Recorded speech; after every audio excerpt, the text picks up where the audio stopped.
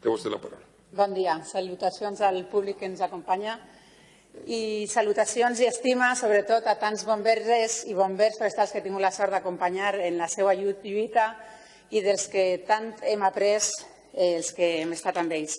Avui el Consell porta ací la seva proposta de solució a una de les dues reivindicacions per les quals els bombers forestals duen lluitant molt de temps. A mode de record, d'una part, les demandes dels bombers forestals apuntaven a aconseguir una major estabilitat laboral i internalitzar un servei essencial de l'administració, com és el de les emergències. I, per altra banda, ells i les representants sindicals dels bombers forestals han lluitat també perquè es reconeguen algunes funcions, així com una adequació salarial i condicions laborals justes. Per donar compliment a la primera, l'any passat el meu grup va presentar una esmena a la llei d'acompanyament i que estipulava que l'Agència Valenciana de Seguretat i Resposta a les Emergències subrogarà abans del 30 de novembre, és a dir, demà, com bé ha recordat la diputada Marco, en la condició d'empleador que l'empresa Traxa ostenta. Des d'aleshores ha passat un any. La segona reivindicació va comportar l'aprovació d'un reglament com a condició per a que Traxa aplicara les millores laborals que inclouen demandes històriques com ara la segona activitat o l'estabilitat laboral. A partir d'ahir comença un vaivé amb el Ministeri d'Hisenda i el Ministeri d'Agricultura que havien de tramitar els informes favorables adients.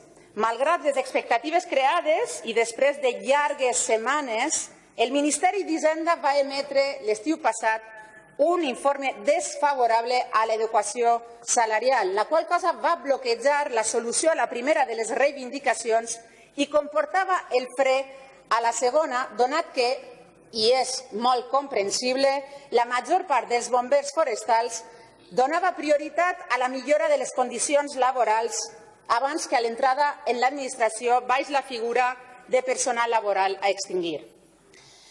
Però davant la solució que tenim avui sobre la taula ens sorgeixen diversos dubtes i moltes preguntes. Com és que el Consell no va estudiar les eventuals vies d'entrada en l'administració des de novembre de 2017 fins a aquest estiu i l'única possibilitat real de la que ens ha arribat notícia ha sigut la d'una mercantil l'estiu passat? Com és que el mateix partit que ací diu sí als bombers forestals i disposa del pressupost no aconsegueix un sí des de Madrid? Formava realment part de les prioritats del president Puig? Per a què servirà, a partir d'ara, l'Agència Valenciana de Seguretat i Resposta a les Emergències? On queda la proposta de crear un cos únic de bombers? Pensen fer entrar els bombers professionals i a la resta de cossos d'emergències també en les GISE? En quant a l'engegada de la mercantil, què passarà a partir d'ara? Quan es farà efectiva la subrogació de Traxa? I, sobretot, poden assegurar que se subrogaran tots els bombers forestals? Per què el text que ens presenten avui no inclou un termini de temps per a complir la voluntat manifestada per tots els grups parlamentaris l'any passat que preveia l'entrada en l'AFSRE del cos de bombers forestals? És una mesura transitòria o és definitiva? Finalment, i és el que de veres importa, quan preveuen els i les bombers forestals que cobraran la primera nòmina amb l'aplicació de l'adequació salarial? Des que vàrem sentir parlar d'una mercantil com a única solució, vàrem mostrar el nostre rebuig, perquè no correspon al model d'administració pública que defensem i menys per a un servei d'emergències com el dels incendis forestals.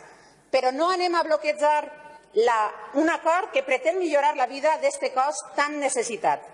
Ara sí, estarem vigilants perquè siga real i es doni resposta a tots els dubtes legítims que aquesta mercantil suscita, no sols a nosaltres, sinó sobretot a ells i elles que es juguen la vida per defensar la natura de les flames. Per totes aquestes raons, el meu grup s'abstindrà. Gràcies.